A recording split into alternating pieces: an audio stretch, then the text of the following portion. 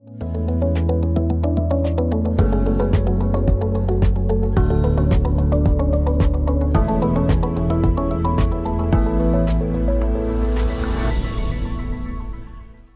welcome to the last and the closing panel that we have in this, and I think we have come up with a very nice closing panel to close this session of the different sessions that we have had, and to wrap up and see the forward-looking. So I'm very pleased to have an excellent combination, I would say, of skills and backgrounds for all our speakers, who I'm sure that you will be finding it very nice. And so we are going to have a set of first round of questions where everybody will have some time to respond, and then we will have another set of 2 questions more in order to have a broad idea of what is the way ahead in the tasks that we have. So we are happy to welcome first Adriana Sukova, is Deputy Director General from the Directorate General Employment, Social Affairs and Inclusions, European Commission. Welcome. And I will have the first question, that it will be where emerging new forms of work are shaking the policy debate everywhere.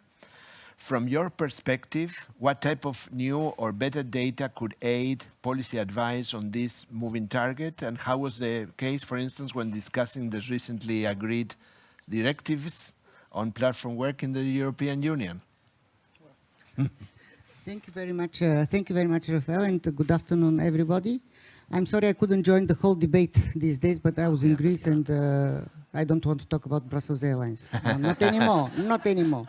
Anyway, I think that in our area, we are really doing a lot in relation of using data to develop our policy proposals. And we had recently a confirmation that the European Pillar of Social Rights, which was adopted in 2017, and its action plan, which is from May 2021, are still valid, and they will continue to be our compass and general framework for action.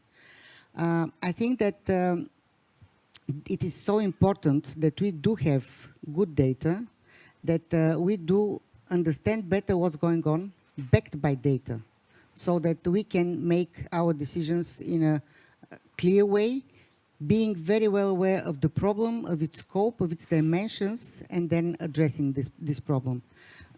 You mentioned the Platform Work Directive, and that is one of the recent proposals of the Commission that was agreed by the Council and Parliament in April this year. The Platform Work Directive is indeed a novelty, because it is looking for new forms of work, new forms of working conditions. And you know that for us, the most important is to ensure that we have a fair social protection for everyone, no matter how they work, what type of employment they face, whether it's self-employment or whether it's a workers' relationship. We need also legal and statistical definitions so that we can measure better what's the starting point, where we're heading, and whether we have achieved our objectives. I'd like to mention the COLIM survey, which Joint Research Center of the European Commission conducted 2017-2018, also to already to have some basis, give us some basis indication on for the preparation of the Platform Work Directive. And I'm looking forward for 2026, when Eurostat has announced that they'll have a one-off module on digital platform employment as part of the labor force survey, and that will give us a feedback, I believe, some concrete information and data on whether we have been successfully directing our action so that we do cater for people who are in different new modes of employment and so on. We have a council recommendation on access to social protection for all, and there we have established a joint monitoring framework. So we, with the help of our representatives of member states, we are following on that. We have also a possibility to use in a creative way information and data which comes from all types of surveys. Household surveys, the administrative data which we can get from member states authorities, it's also a very important one. And we have to think about the new forms of employment as non-standard forms or precarious jobs, and these are all different dimensions of the labor market where we have to cater for everyone in Europe and making sure that everyone enjoys the same rights no matter whether they work in their country or in another country of the European Union. But I think that we'll have also new classification of employments in the labor force survey. I'm very grateful that Eurostat is taking so seriously the social side and labor market side of data collection and data analysis, since this is really a basis for good policy making. Thank you very much. Great, Adriana, and it's, I think, an excellent liaison with Grant Belge Chamber. He's economist and an international officer of the retired international officer of the Australian Council of Trade Unions. Grant, the various new emerging forms of work also brought about changes, these changes that we are referring, but there are changes also in how trade unions see their membership. What type of new data do you envisage you would be needing to use in the future, and particularly how have workers' organizations been equipped themselves to face these changes? Well, thank you very much, Raphael, for the question. And first up, thank you to Eurostat and to the ILO for this amazing conference with a fantastic program and a great panel of speakers over a couple of days, and participants from all quarters of the world. It's timely and it's terrific to be here. Look, none of us has a living memory of what working conditions were like in the 19th century or the early years of the 20th century. Our lived experience is really of the rise and decline of the standard employment relationship since the middle of the 20th century. New and emerging forms of work are largely old and re-emerging forms of work. The standard employment relationship has only really been around since the Second World War, the middle of the last century, in developed countries, and it's been around all the time in most of the developing world. Precarity, low pay, piecework pay, temporary on-call work, dependent contractors, casual, informal, all these forms of employment preceded the standard employment relationship. And this is where unions were born.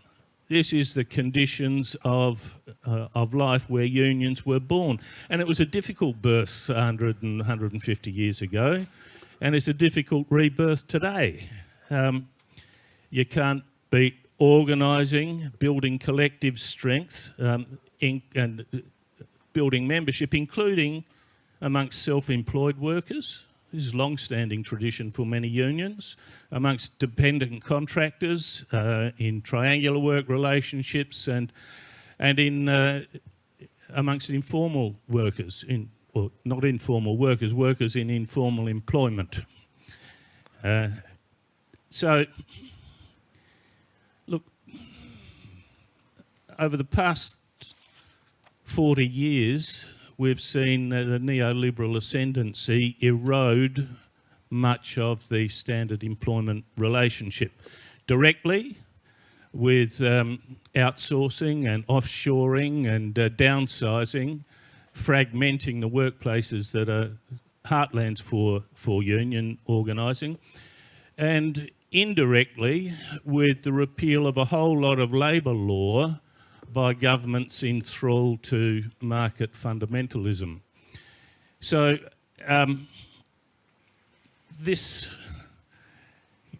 look, it is the case that that this has led to inequality and social division. It's true that in the digital age, we do see some new forms of managerial control. 100 years ago, we saw the rise of Taylorism. As my colleague Sylvain puts it, today we're seeing the rise of algorithmism as a form of control. But to quote Luke Triangle yesterday, in respect to this euphemism about non-standard forms of employment, he said it's essential to measure its prevalence with the highest statistical standards to fully understand its depth and scope. And that's what we need to do. So what type of data do we need? Well, I think we've made a pretty good start with the seismic changes from the 19th ICLS and the subsequent changes in the 20th and the 21st ICLS. We can add to that with a new resolution on digital platform employment, which is a distinctive change. I think the pressing issue is to get more rapid and wider implementation. And I think that's a point that you made in the previous session. So that's the challenge for unions and the challenge for us. Thank you, Grant. I think it also goes very directly to what Pablo Dragón will tell us. You know, Pablo Dragón is the Director of Economic Research in the Unión Industrial Argentina, which is, he comes from the International Organization of Employers, IOE. Well, thank you, Rafael, and it's a privilege for me to be here. Thanks Eurostat and ILO for the invitation. Well, obviously the world of work is changing, and we need to be more to have data that is more accurate to describe the world.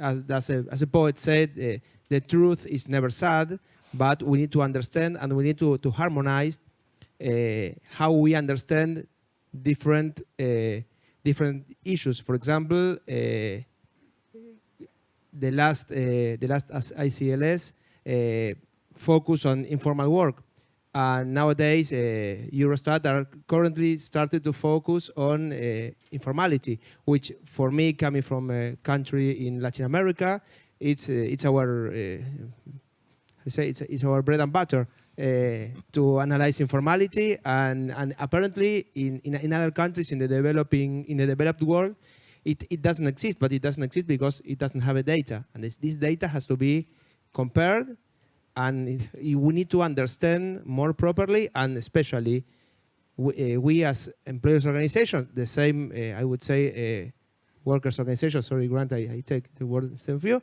but especially policymakers, because in some cases they understand what informality is, they understand unemployment, they understand some things, but all this new data that it should be collected, and we see over these 2 days how difficult it is to collect data, how difficult in some cases is to have the trust of the respondent to answer properly, and in some cases how hard it is for them to understand, because the world has evolved and is evolving really fast. Maybe 5 or 7 years ago, we wouldn't have talked about this, and changes that last for centuries, now it lasts for less than decades. So as an employers organizations, we need that this data is fit for purpose. We are making huge efforts in the Unión Industrial Argentina to make companies to be more productive, and more productive in the way that they incorporate more instruments to lead them into the fourth industrial revolution, and obviously harmonized with workers and with productive work, which is very important for Argentina, especially for industry companies.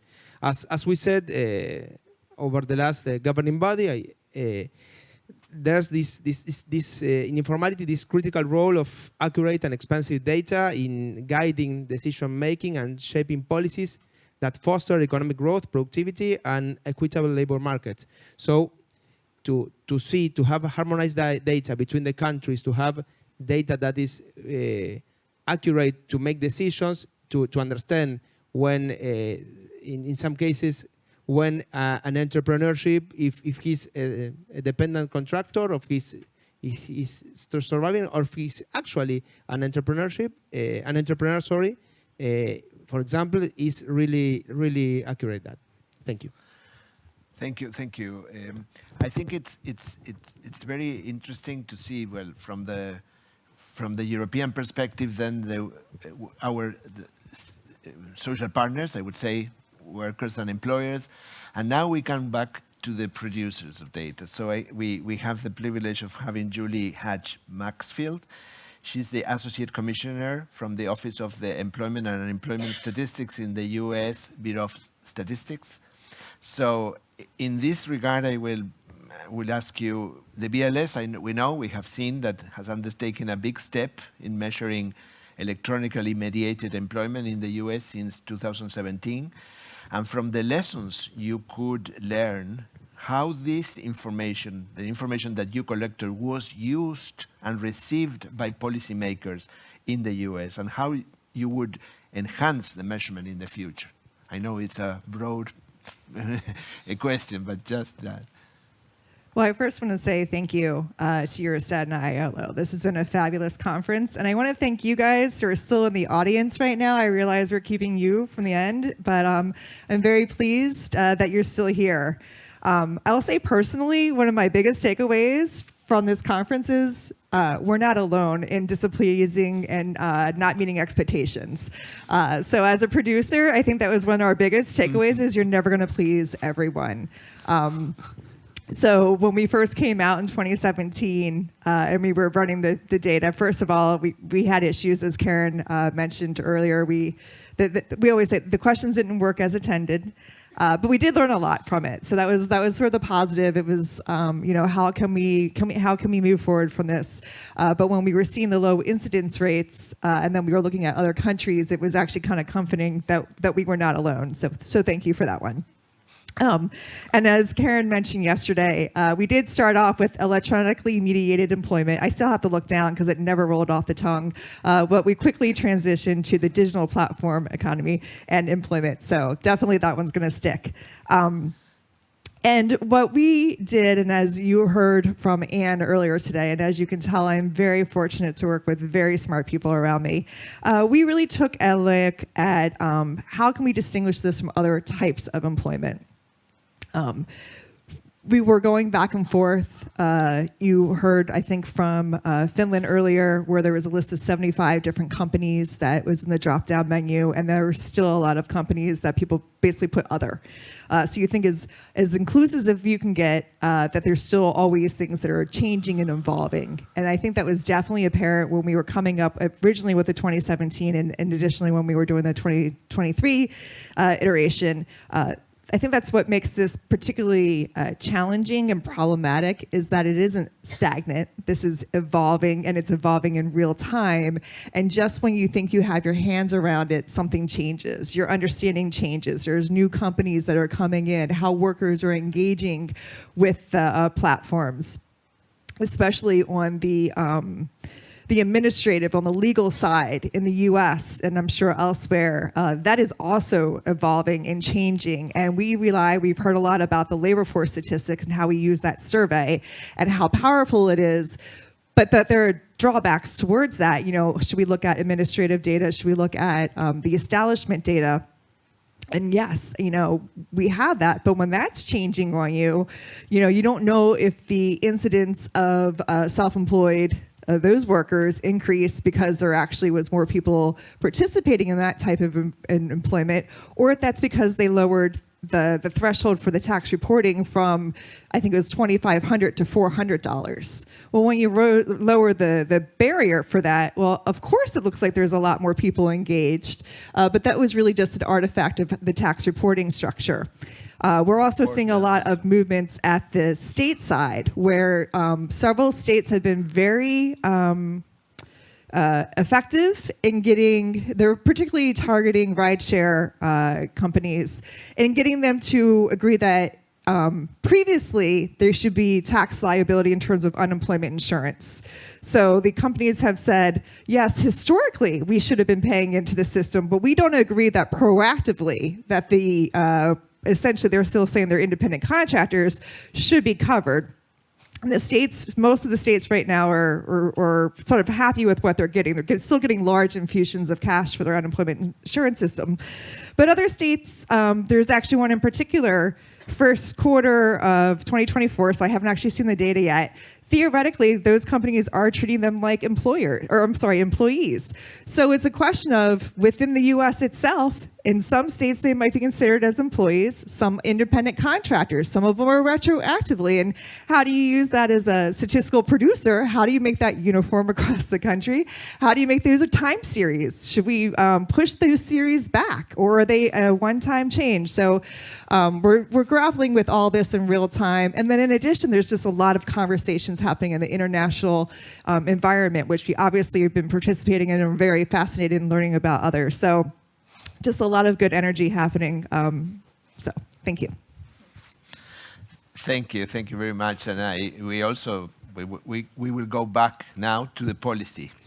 And the global policy, we have Sukti Dasgupta, Director of the Conditions of Work and Equality Department in the International Labour Organization. Sukti, I will ask you, the ILO, we know, we have been hearing about that from the very beginning of this conference, is actively seeking a global standard on decent work in the platform economy to be discussed next year, to start next year. Which type of new and better data could these tripartite discussions around topics which were not agreed in previous attempts, and if you could share any experience on how data helped, or do you envisage to help these important discussions? Thank you, Rafael, and thanks to everyone for a very, very rich and enriching discussion that I've heard today. I'm sorry I missed yesterday. And indeed, as you said, and as has been mentioned by Manuela, by yourself, the governing body of the ILO put on the agenda of the International Labour Conference next year, that is 2025 and 2026, a new international labour standard. The standard setting discussion will start on decent work in the platform economy. And the process has already begun. A questionnaire has gone out to all the governments, and the questionnaire will have to be filled and sent back to us. And we will start the process of putting together something that will be the basis of discussion in 25 and 26. And hopefully at the end of it, an instrument will be adopted, a convention or a recommendation, binding or non-binding, which will provide guidance in terms of decent work in the platform economy. Now, of course, the fact that this was put on the agenda of the ILC also depends on the fact that there was already some data and analysis that was done, particularly in the context of the US and Europe, which revealed, the growing importance of the platform economy, the challenges, as well as the opportunities around the platform economy, which kind of let the governing body decide that this was a topic that was extremely important. And in this context, it's also important to note the work that was done by ILO, OECD, and EU to actively promote and actively advocate for quality data. And we also saw today in the course of the presentations that we heard from the countries that more and more countries are including questions relating to the platform economy in the labor force service, which has its share of challenges, and it also differs, from country to country. But all this new, impetus in terms of providing data and analysis in the platform economy also has revealed certain challenges, which is why the International Conference of Labour Statisticians has agreed or decided to have an agenda on decent work, on a resolution on platform economy, which will be decided finally in 2028. But the process will start this year, right? Yeah. So you will set up a working committee. So in a way, the international statistical standard and the international labor standard will cross-fertilize, and they will inform each other. And the discussions that will be held in the international labor standard discussion in 25 will relate to the heterogeneity of the platform economy, questions around the employment relationship, whether you're an employee or a self-employed, a dependent contractor, how do you calculate remuneration, what is the working time, what is the waiting time, issues relating to occupational safety and health, mental health that was mentioned already, the question of workers' voice, which was also raised this morning. So a lot of important issues which will also have relevance for the standard setting on the statistical standard, where you will deliberate on how to create and produce data on these. Now, of course, it is extremely important that we all know that when the International Labour Standard is finally adopted in 26, hopefully it will be adopted in 26, it will provide guidance to countries in terms of policies and legislation around decent work in the platform economy. But to actually craft the policies and to implement the policies and monitor the policies, you will require a lot more data than we have now. And that data will also be, will start to be created in the course of the discussion on the statistical standard. So the point to be made is that, good data is the bedrock of good policies. But what needs to be measured and how it is measured will also need to be informed by discussions on the policy side. So again, this coherence between the policy side and the data side is extremely important, because only that will lead to something that is really relevant, because all of us have the common objective of promoting decent work in the platform economy. Thank you.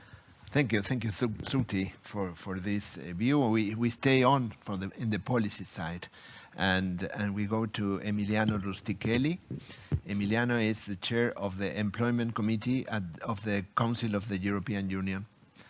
And the question that I would pose to you is, particularly at the European level, which type of statistical information has been used to address working conditions and the use of algorithms by digital platforms to guide global discussions, and your judgment if it was really enough, or do you envisage that we need to further elaborate on it? Thank you very much. First of all, let me join my colleagues here in the floor in thanking Eurostat and ILO for this for organizing this conference. Very well organized. I found all the panel very interesting, so thank you very much on my side. Well, your question is quite, difficult, especially considering the fact that many times policymakers, but also, let's say, the Employment Committee as an advisory body of policymakers, are called to discuss on very new and emerging phenomena. No? So today and yesterday we had a lot of presentations concerning the difficulties that countries are trying to overcome in defining a phenomenon like the digital platform work, but also to implement somewhat the statistical definition they have in mind into the questionnaire in the labor force. So, and so for policymakers, sometimes it's very difficult to wait, to wait for very detailed data, also considering that we are talking about still quite limited scope phenomenon, so we have problems with statistical significance when we want to enter into detail. So we have somewhat a broad picture. Then what we do, first and foremost, I would say, and this is one of the foundation of the European model, is to listen to social partners. Social partners are there. They are in the workplaces. They see changing patterns. and they can see what is happening. And so they are the first, let's say, we base a lot on their expertise and on their, let's say, prediction, forecast on what could happen. Secondly, of course, experts, also from international organizations, the ILO, the OECD, and then somewhat also maybe the case of anecdotal evidence, let's say, no, you have some big issues that come out of in the media or somewhat somewhere else. So in the case of digital platform work, we had some pilot work that were already mentioned, the COLIM studies, which tried, I mean, it was a very first attempt to shed some light into digital platform work with some limitations, of course. Today and yesterday we discussed a lot on how difficult it is to identify exactly, but that was a good input to policy making. If you think just to make a sort of parallel example, no, today and yesterday also we talked about artificial intelligence.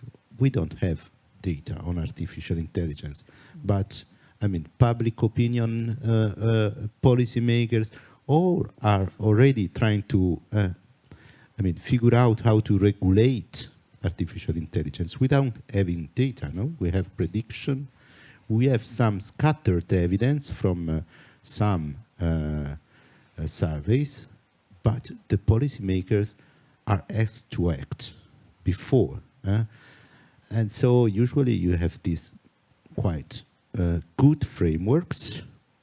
The directive of the digital platform workers, improving the working condition of platform workers, can be seen in part as a framework. Then you begin to collect data, gather data, and then you can fine-tune policies. And this will happen also, in my view, and it is happening for artificial intelligence. You start making somewhat setting some basic principles which fall into a very broad regulation, and then step by step you can fine-tune the policies. Great. No, thank you. And I think it's very interesting, the various perspectives, and of course, even staying with you, Emiliano, from the policy, from this advisory role that you mentioned and the policy, how these blurring boundaries between what is a worker and an employer in these new forms of work that we have been discussing here, do you think statistics shed light on that? And if not, what would be your view on that? Is it enough information that you have to discuss these things, or do you think we need to be in a further, more, I would say, proactive to change more things? Well, this brings to me to yesterday. No, yesterday we had a presentation of this new statistical standard 618, and I find this is a very good step forward in trying to better identify from the statistical point of view differences between employers and employees with this new category of dependent contractors, which is very relevant. It can be called differently in many countries: dependent self-employed, economically dependent self-employed. But I mean, policy or policymakers, but also experts, academics, are reflecting a lot on this kind of workers, and policymakers themselves are very aware that this is a category that needs a particular protection.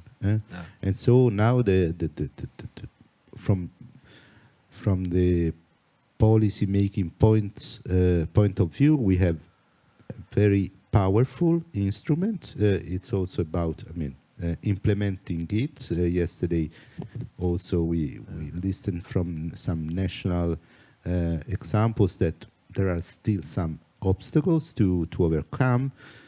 But of course, whenever these new standards will be implemented, they will, contribute a lot to make to have more valuable and meaningful data on this kind of phenomenon.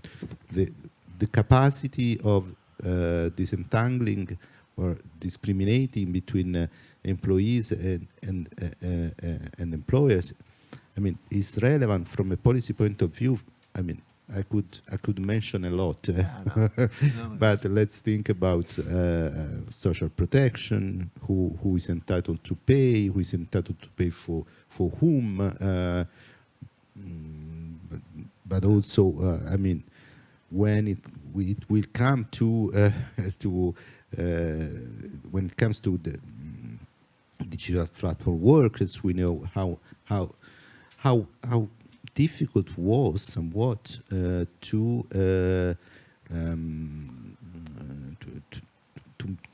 agree on provisions that were able to create legal presumptions on the employment relationship. So these are very, very key aspects that the better data we have, the more we will be able to address, especially the most vulnerable in the labor market, among which there are these dependent contractors, especially if they are economically dependent. Thank you.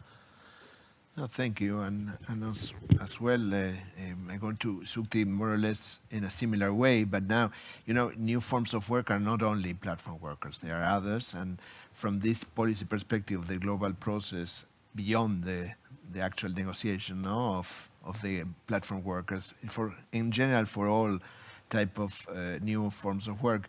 How do you think these standards, these international agreed definitions are really could guide better this policy guide that you are undertaking in other domains of new forms of work? Yes. And Thank you. if they are fit for purpose, or we need more. Sure. This is the common thread, no? Are we fit for purpose, or we need more?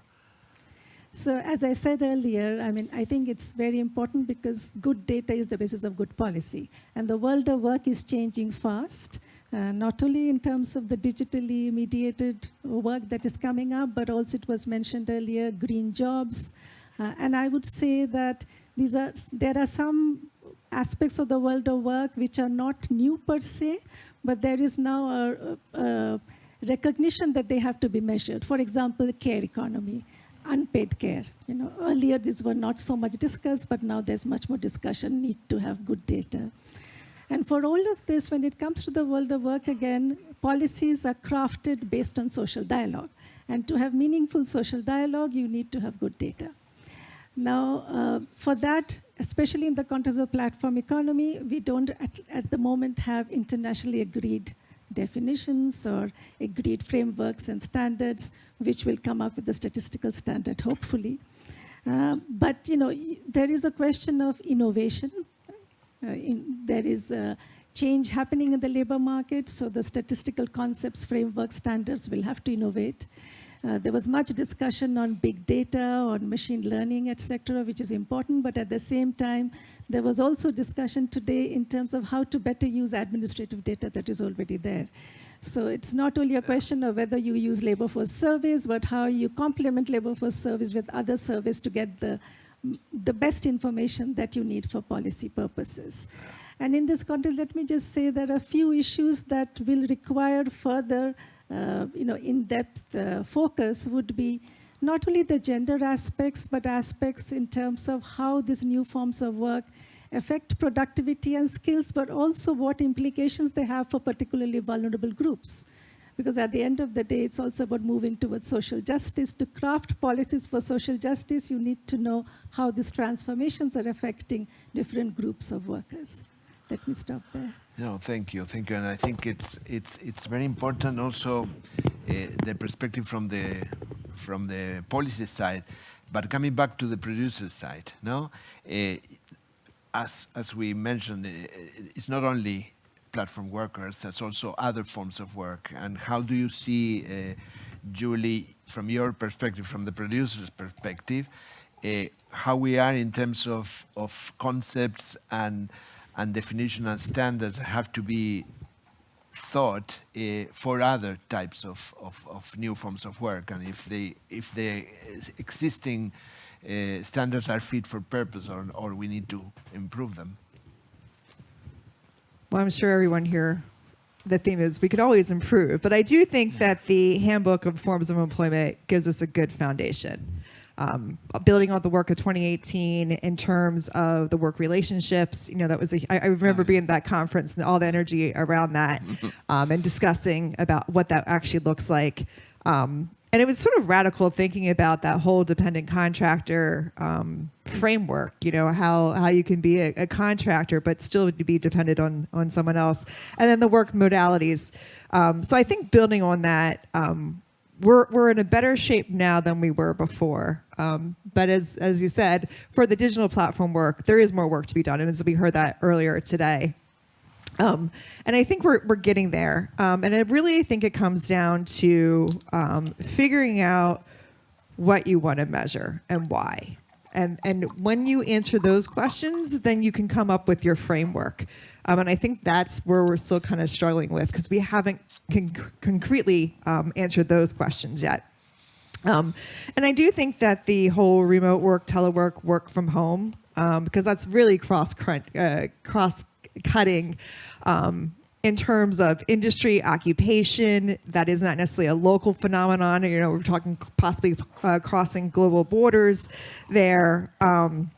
And establishing a standard around that will be interesting, because I think how you define it will, or what questions you want to answer, once again, will help you define it. Am I worried about the global implications, or am I worried more about telework? I get questions from my Department of Transportation because it's changing patterns of commuting and whatnot. So really trying to figure those questions out, I think, will help inform the frameworks.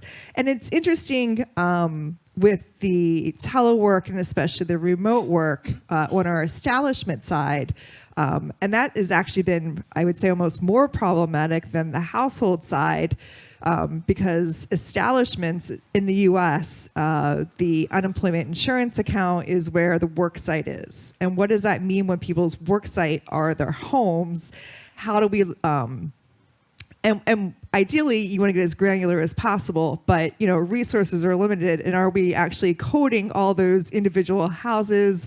Are we aggregating them up to the statewide? And how does that actually appear in our data? So I think it has a lot of different implications out there, and there's lots of sources of data. And even within the same, I can tell you, we define employment several different ways at BLS. So imagine just other ways like that. So I think we're in a good position, and I do think that there's more work to be done. So that's my answer. Thank you, Julia. And definitely, I think, yes, we have a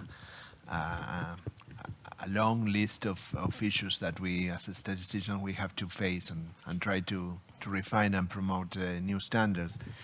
So now going back to Pablo. Pablo, from your perspective, now these international agreed concepts of statistics that you have that you have heard that we are discussing, and of course you have been also part of the discussions in the ILO.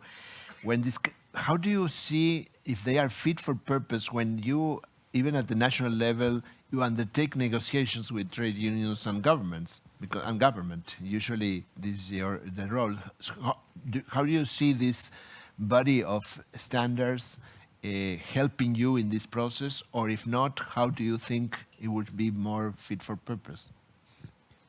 Thank you. Well, I have a good example of how, in some cases, all perspective were actually not quite fit for purpose.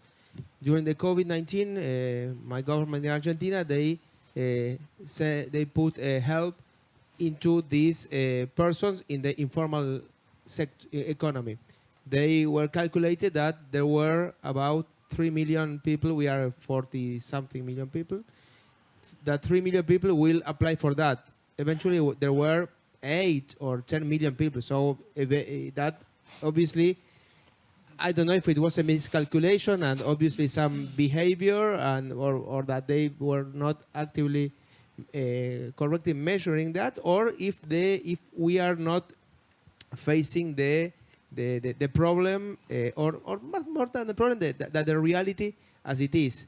So this new agreement, tripartite agreements that also, for example, in the discussion in the platform economy, as it was said before, to have an agreement, a tripartite agreement, and to have employers, workers, and governments to be a shared objective. Obviously, each one defending its own interests, but to have a good idea of what are we talking about, it can lead to better policies and to better understand, and also for the employer's perspective, in some cases, to avoid unfair competition. That it's another part of the informality, because a company that works entirely in the formal sector, at least from my example in Argentina, when it comes to compete, especially in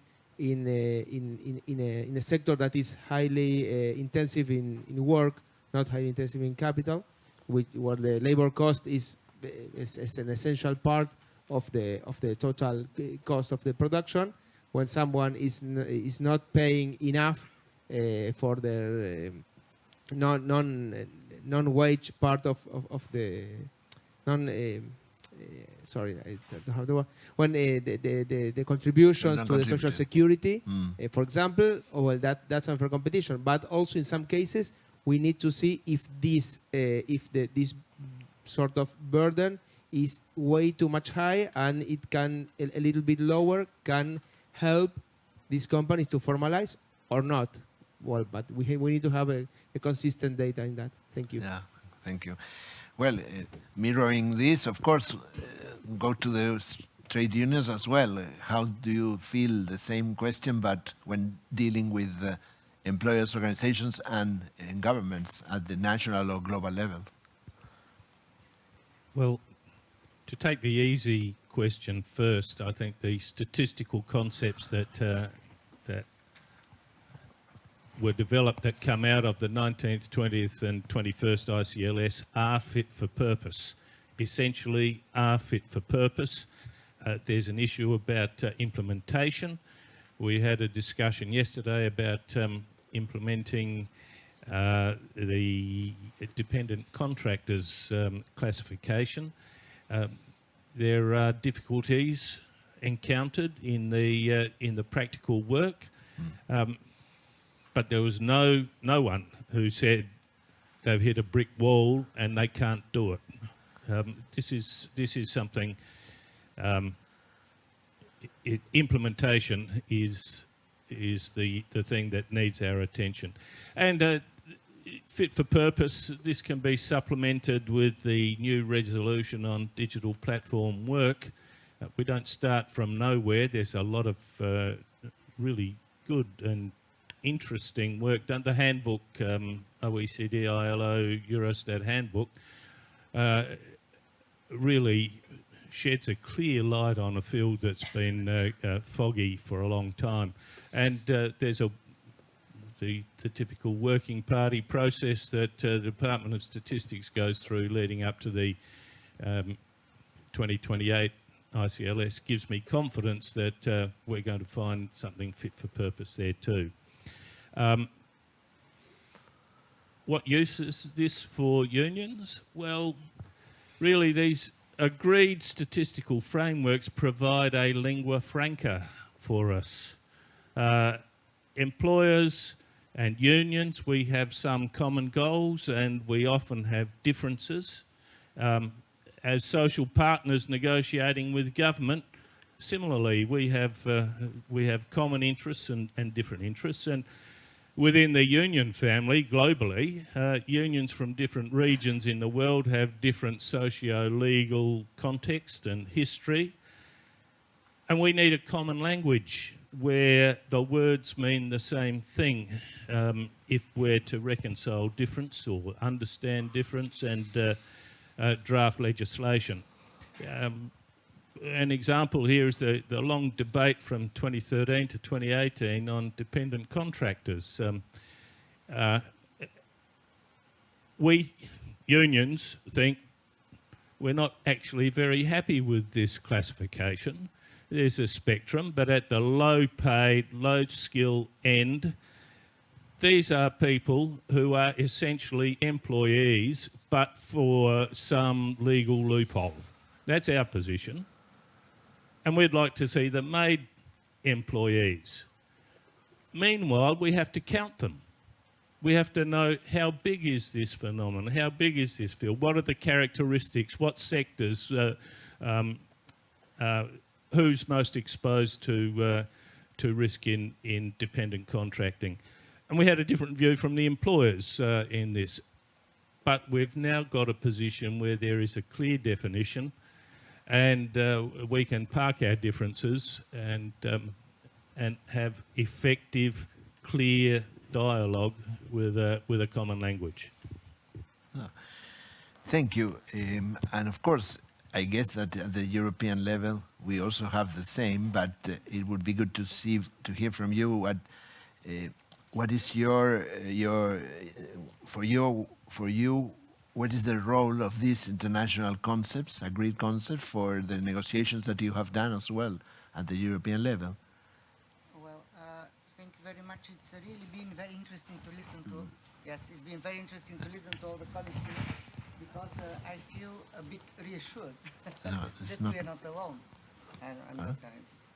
Can you hear me now? No. Maybe. Yeah. That's it. I hope you hear me now. Oh, it's okay. Perfect. Okay. That's okay. First, I'm very thankful for this discussion, because I feel reassured that we are not alone. No. Of course, it is very important when we are preparing our legislation, and we are preparing alongside the drafting legislation, the draft proposal, we have impact assessments to prepare. And it is very important that we will have enough information for these impact assessments to give us the basis for a convincing proposal. We propose options and we go for the best option that will have good impact, or balanced impact, if I may say. So when we have clearly well-agreed statistical concepts, we have data which is easy to compile. It's comparable. So our legislation prepared at EU level is a legislation for 27 countries. So we have to cater for different reasons, for different situations, and when we have good data, we can be assured and we can be feeling well that we have really considered the interests of everyone in Europe. So I think that the better data we have, the more robust information and statistics we get is helping us prepare and argue and justify our proposal, policy and legislative proposals. I think that in the European Union we still don't have an agreed definition, for example, on worker. But meanwhile, it was already referred to a few times that we have different categories of workers, which are emerging, even new categories of workers are emerging. We have not yet developed a definition of a green job. So we are working in DG Employment for an operational definition of a green job, because it is very important to accompany all the investments, all the upskilling and reskilling efforts that we are implementing throughout the European member states with a possibility to measure, with a possibility to say what has been done and how many other green jobs. Of course, the calculations through a very rough definition of green jobs has already started, and we have expectations about huge increases and creation of good quality jobs in the area of green jobs. But still, when we have to measure the achievements and the progress, it's coming back to sustainable and clear data. I think that also we have a question and a challenge with the timeliness of data. And this is always the case. It's, we want to know the data tomorrow as of today. So And Mrs. Kotseva is very well aware of our ambition. But this is not this is not possible. And it was already mentioned that developments are so fast that we cannot easily catch up with them. Technological and digital developments are even faster than the way we speak. So trying to, in a way, predict or expect what these technological developments will be on the labor force is the biggest challenge for me at the moment. We have the artificial intelligence, it was referred to. How is this going to affect the employees, the self-employed?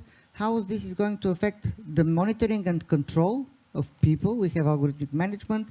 We have different possibilities for measuring the performance of people through algorithmic machine assessments and so on. So this is really a big challenge when we are preparing policy proposals, when we are implementing policy proposals, and when we are measuring. And we have a lot of standard process of making evaluations, which come also a bit later. So it's we're always running around to trying to catch up the pace and the train to be sure that the reaction and the response is really to the benefit of everyone, and also that we can, in a way, expect the societal impacts of development on people and making sure that we do protect them, because that's our main task, to make sure that people are protected and have equal opportunities and rights in the European Union. So I think that there are, of course, a lot of possibilities for using more digitalization in data collection. And I'm not going to teach Eurostat how to do this, of course. But we had a recent discussion about reduced public administration staff. Of course, public administration staff is under strain because of public finances and public authorities having less and less people. But the question is, how can these institutions employ more digitalization to cover for the lost workforce? Because the workforce is limited, we know. I'm not going to speak about action plan on the labor and skill shortages now, but it's a fact. We don't have enough labor force, physical people. We don't have enough skilled labor force. So the challenge is huge, but we have to be more open and also work more on the research of how technological development can help us, not hamper our work. This is, I think, a difficult balance to find. Thank you. Yeah, for sure. And it's a challenge. I think we are all in the same boat, because we are also under the constraint and demand, and huge demand that the data should have been for yesterday. But at the global level, you're lucky that you are in the European level at least. But at the global level, imagine even worse. So, but of course, the issue is how to leverage and how to identify the areas where at least the scarce resources that we have to allocate them for a better identification. What is clear from this last round of questions is that we clearly have a strong demand from the policy side, the analytical side, the information is there, the standards are somehow fit, but we need to also enhance them for the new forms of work, and also to promote the implementation and to have this done as soon as possible. And of course, have this, it's not so easy in the developing world, and although there are big steps as well, and now it's the moment to review it, because we have concrete demands. Now that Europe has the European Directive on platform work, among other forms of work that you have to also deal, and there are also other regions and countries that have also started this type of process. And of course, workers and employers are always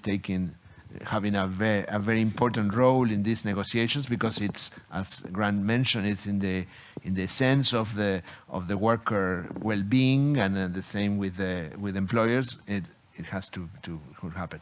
Now I will pose a question common to everybody, to all of you, and it's, of course, it's very broad, but at least, I don't know, in 3 or 4 minutes, please try to extract this. What are the major changes that you are envisaging in the next 5 to 10 years in the labor market, and what type of new data would you need to follow this up? I know it's a very difficult question, but so I start with you. Okay, still I'm hot in the discussion, so that's fine. I think that we cannot avoid, for sure, the green transition. This is something that is happening, should happen, and we're seeing it every day. I was in Athens yesterday. I was delayed because of such a storm, and they haven't seen the rain for months. But it was such a storm that it was really, the airport was flooded. So we witness every day the green transition. The climate change is a fact, and unless we act, we shouldn't be able to do a lot. But to stop it and also make sure that our future generations will live in a better world. But in order to be sure that we are investing in the right way, both in hardware investment but also software investment in people, we need to have the clear definitions. I was talking about the green jobs, which are the green jobs, which are the green skills, and make sure that we are providing this to the people that are preparing for joining the labor market or are already in the labor market. A second thing is this technological development where artificial intelligence is picking up.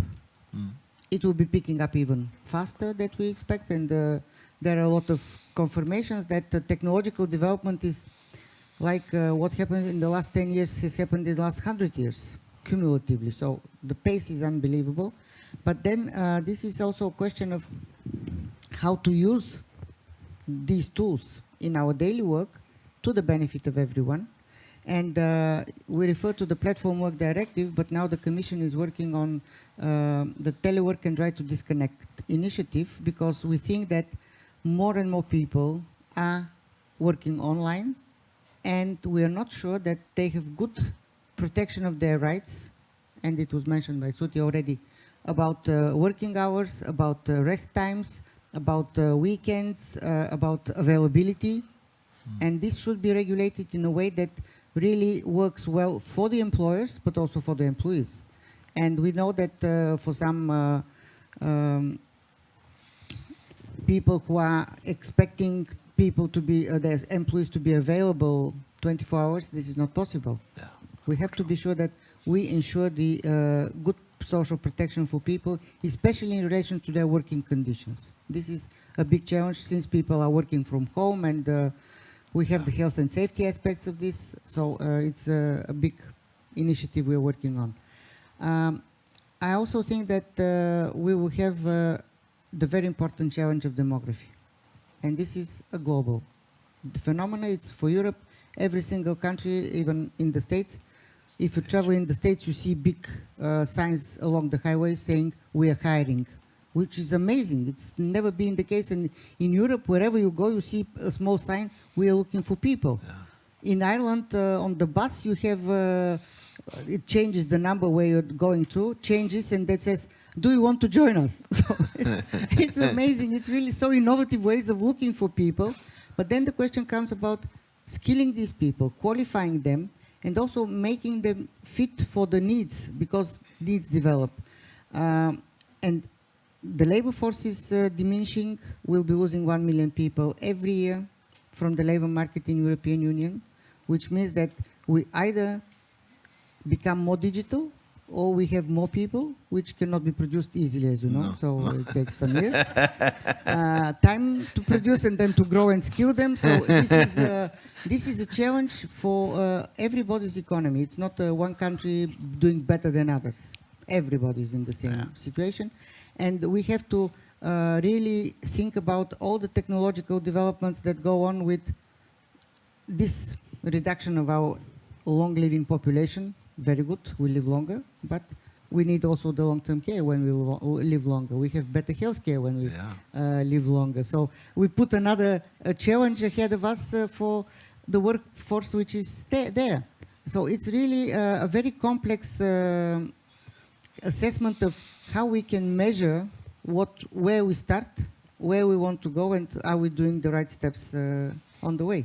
But we're always looking for the data of Eurostat, which is highly appreciated by, I can say, everybody. And I hear quite often quotes from data of Eurostat and nobody questions that. If you say this is data from Eurostat, nobody says no, it's not right. So Good. very well done to Eurostat colleagues. Thank you. Thank you, and excellent. Grant, what is your view as well? Well, I'll just take out my crystal ball.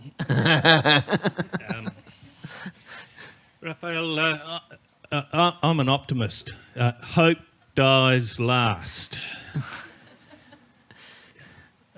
I hope that the age of neoliberal ascendancy has passed its high watermark.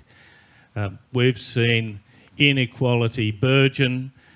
Trickle down has dried up, if it ever was a trickle. Privatisation is a dirty word in most parts of the world. The legal framework of a nation state or a region affects union health and union growth. So I hope that the high water mark has been reached, and I expect accordingly over the next 5 or 10 years to see a sustained effort to improve gender equity, to get fair wages and conditions for workers in the care economy, to repair and establish a solid labour market floor for dependent contractors and temporary workers and casuals, to see effective social protection systems for informal workers in the informal economy, to see a fair transition away from fossil fuels, to see effective regulation of digital platforms, to see rights at work restored and respected, and to see a rebalancing of power between unions and employers. That's what I expect, but don't let me be misunderstood. I'm just a boy whose intentions are good, and this is no call for complacency, because if we think this is just going to happen, it won't happen, and there are threats and there are dangers out there. I think the EU directive, with the presumption of employment and the recognition of trade unions, lights a way forward for many of us in other countries. Some steps have been taken in Australia. I expect to see more of these in other parts of the world too. There is nothing inevitable or inexorable about the impact of technology. We are not subject to technological determinism. We can make decisions as civil and civic society about how we want to regulate these new innovations.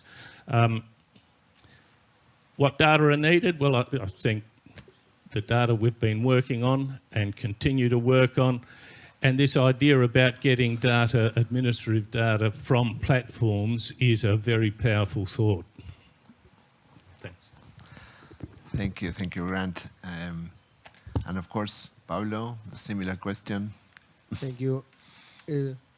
Oh, Yeah. hello? Okay, just. First of all, yes, I think obviously we are seeing a world in particularly changing, not only this new trend of the fourth industrial revolution, the geopolitical tensions, and obviously the just transition issue has changed or is going to change lots of things for developing countries like Argentina and Latin America. For what I can say, it has opportunities, but it also have difficulties in terms to be more far away from the developed countries or from the power. So I see it with kind of danger. But in terms of data, I think we need more data on informality, more data on productivity, and obviously that the government understand what this data means. Obviously, Rafael, you all are dealing with the anxiety of the society. I think that is a symptom of this age, the anxiety. Everyone is talking about data, but not everyone knows about data like you do. And for example, a very stupid example, but I'm a very fan of football, soccer for the North Americans. And 5 years ago, statistics were goals and ball possession and something like that. Nowadays, boys of 18 years old, 15, 20, they say, no, this average and goes this and that, and they explain that. And eventually people got to understand that. But obviously this is real-time data, not necessarily accurate, but it's real-time data, and people believe so. Obviously, labor market goes a little bit slower than a football match or at the financial level. Yeah. Or it used to be at least. So you have a great challenge there to, obviously, Eurostat and the ILO. And, well, Rafael, I recall 20 years ago I was checking in my university the former website of LaborStat, and it was some data was missing, and nowadays it's a luxury. So congratulations to you and all the team. But you need to have complex data and to explain. Nowadays, everyone understands lots of things, but the new things maybe are not understandable, and politicians don't have time to understand new things because the journalist also doesn't understand, and that's a really tricky part.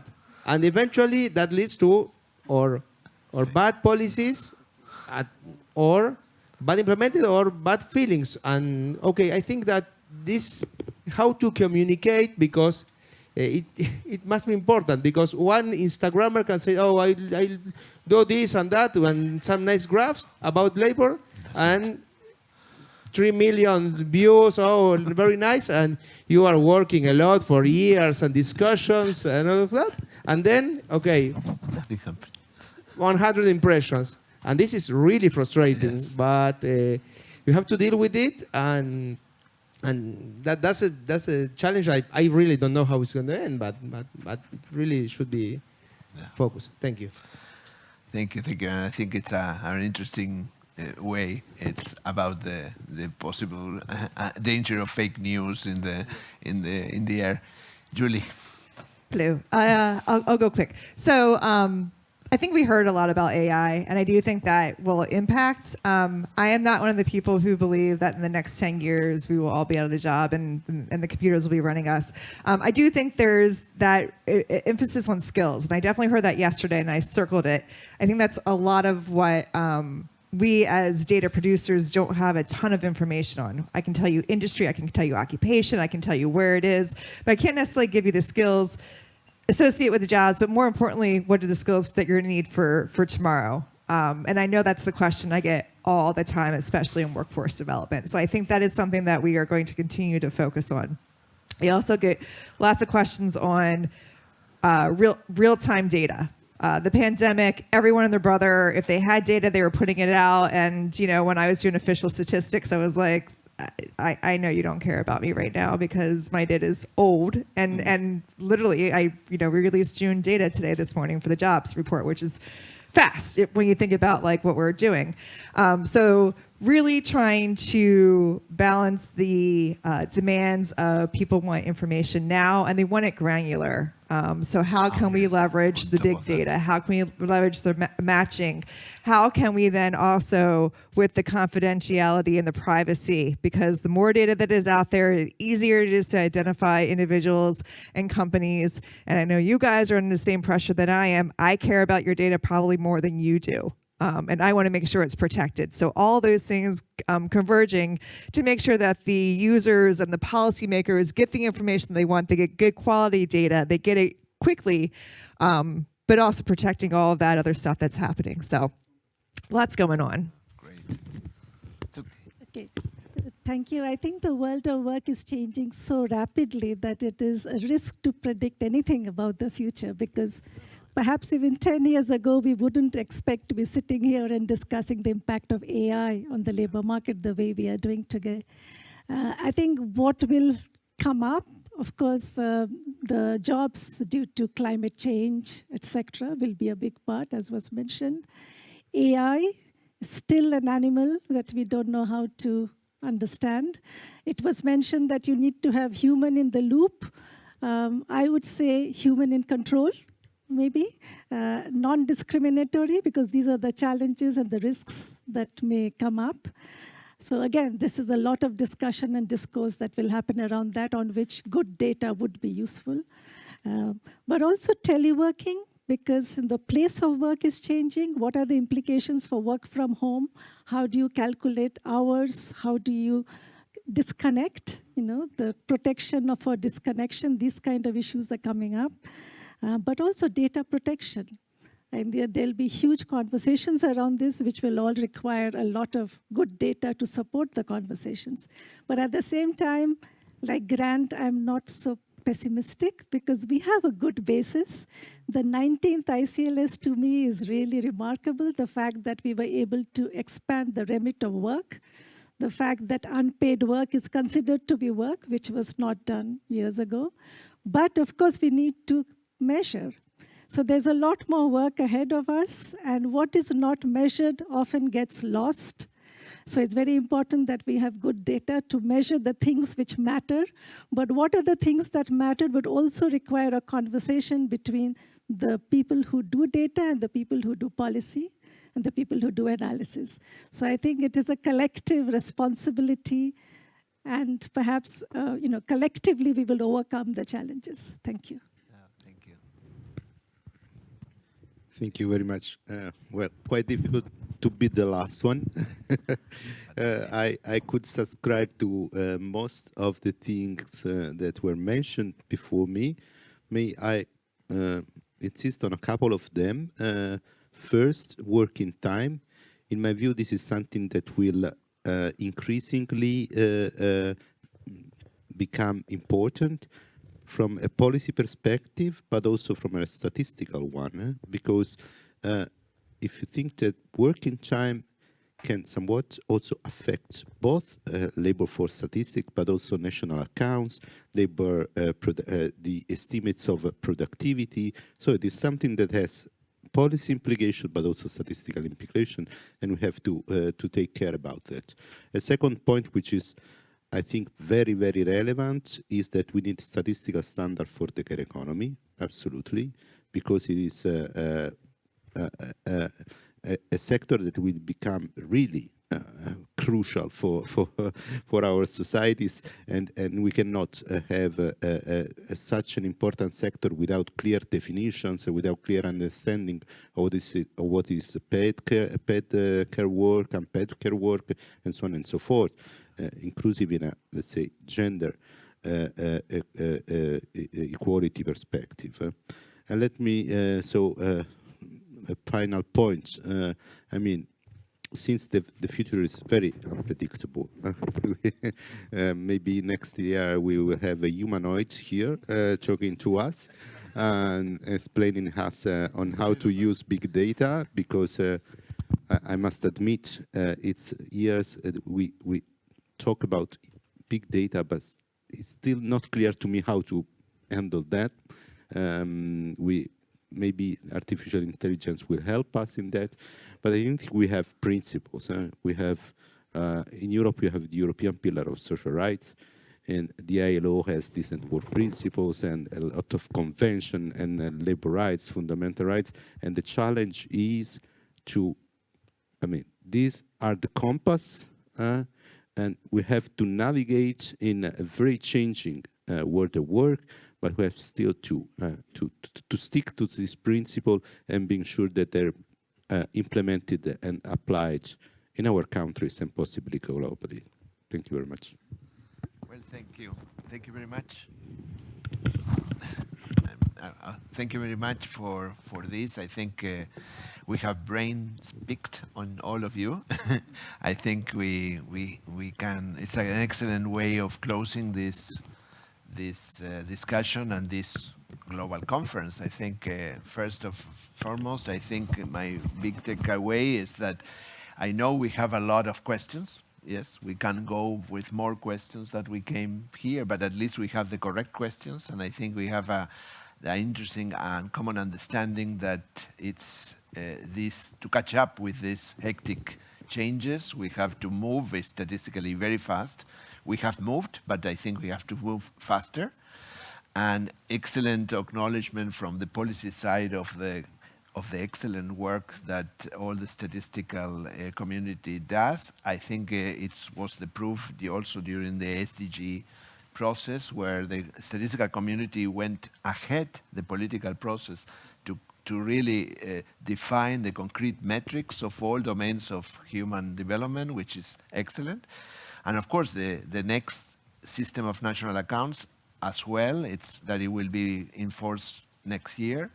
There are a lot of things, 19 ICLS, the informal economy framework that will be embedded for the first time. So finally, national accounts and labor statistics will hopefully converge.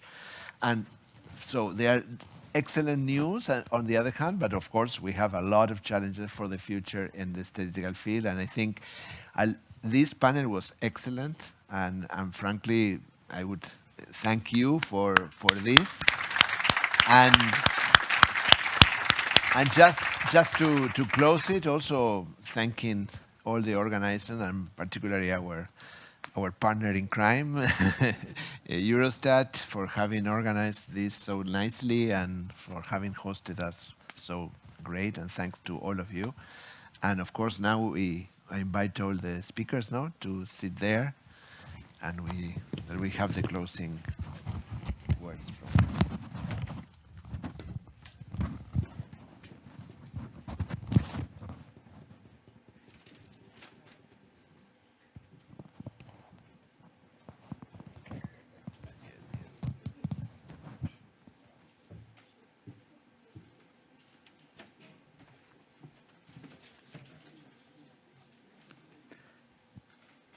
So, is it working? So, good afternoon, everybody. I hope that you can hear me. And I will try not to stand long between you and the end of a very intensive conference. I am very grateful for the opportunity to offer some concluding remarks for this global conference on measuring new forms of employment, jointly organized by Eurostat and ILO. New forms of employment are certainly a reality already, and further developments are very likely in the next years, notably driven by artificial intelligence and other technological trends. It is clear from the discussions that we have had that this phenomenon and its evolution are and will continue to be a challenge for labor market statisticians. I would like to warmly thank all the speakers, the panelists, the chairs, and all the participants during this conference. During these 2 days, we have had speakers from Africa, Asia, Oceania, North and South America, and Europe. You came from all over the world to meet here in Brussels, to participate in this conference and exchange your knowledge and experience. You offered your perspectives on the future developments needed in statistical information regarding the labor market and new forms of employment. The new forms of employment are mostly driven by ICT and digital advances. Other factors amplified this development. For instance, COVID-19 pandemic radically changed the way we work, opening new opportunities and raising new important issues. We have discussed at length the digital platform employment in its various aspects. Digital platform employment is at the same time an opportunity for many people in different situations to find a job, and a specific situation that calls for the need to protect workers against possible unfair and unsafe working conditions. This extends to their social protection, stability of work, and well-being. Also, some very important aspects to be considered in preparing the relevant data collections were suggested regarding, for example, the scoping of digital platform employment and the definition of reference periods. International organizations, including Eurostat and ILO and other partners such as OECD and the UNEC, have developed new standards, for example, in the form of methodological handbooks. I would quote the Handbook on Forms of Employment, the Handbook on Measuring Quality of Employment, and the Handbook on Measuring the Digital Platform Employment and Work. These efforts need to be pursued. In particular, Eurostat and ILO, we will continue our collaboration and exchanges aimed at addressing the new statistical challenges that have been identified during this conference. Such challenges include efforts to support the establishment of reliable and comparable measures of new forms of employment and their various effects on labor market indicators, as well as other aspects that should be evaluated, such as informality, working time, fair pay, gender, training, etc. The notion of acceptability of new technologies and their potential role in taking decisions is also an important consideration. Engaging with users, stakeholders, and policymakers in order to support them to identify the most relevant and representative indicators that meets the needs as a second point. And this exercise necessitates also close cooperation with researchers and academia. Finally, in developing indicators and measurement tools, their capacity and agility to apprehend evolving realities should be fully taken into account. As has been mentioned, a set of measurement tools already exist, but are not yet sufficiently implemented. Indeed, the measurement of these working arrangements and conditions are closely related to the identification of the employment status of the workers. In that context, the boundaries between dependent and independent work are also an essential aspect. The application of existing measurement tools should be further encouraged and promoted. Labor market statisticians must react fast to these challenges in order to provide the most reliable and complete information. Certainly, policymakers, stakeholders, researchers, academics help us to identify the most important domains for the future. But as early as tomorrow, it is up to us statisticians to build on the outcomes of this conference and intensify work on the development of common concepts and a harmonized measurement framework. Furthermore, labor market surveys remain a core tool for measuring employment. However, the use of other complementary data sources, including ad hoc surveys, as well as privately held data, and the required adjustment of the measurement tools should be undertaken. Together, and on behalf of the Director General of Eurostat and the ILO Chief Statistician and senior management, I would like to thank you once more, you all, the speakers and participants who have fed the discussions and allowed to define paths for the future in the measurement of new forms of employment. I warmly thank ILO, co-organizer of the conference, ILO has conducted a very efficient promotion activity that helped to bring today to this conference a vast amount of knowledge from all over the world. Let me thank you, all of you, for your active participation, your inspiring ideas and contributions. The 2 days have been intense and challenging, but the results achieved are useful and inspiring too. Some notes of this conference will be prepared and made available. And I am confident that Eurostat and ILO will find ways of taking forward these very rich results in cooperation with other partners. I would like to thank all the technicians and other administrative teams who supported us constantly during these 2 days, allowing this event to run smoothly. Please allow me also to extend warm thanks to the whole Eurostat team for their excellent work in preparing and making this conference a success under the guidance of Christine Vers and Didier Dupré.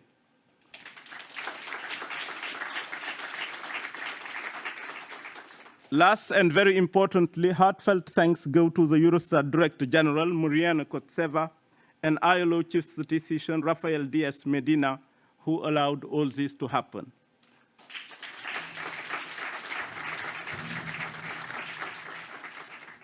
Thank you very much again, and I wish you all a very nice journey back home. Thank you so very much.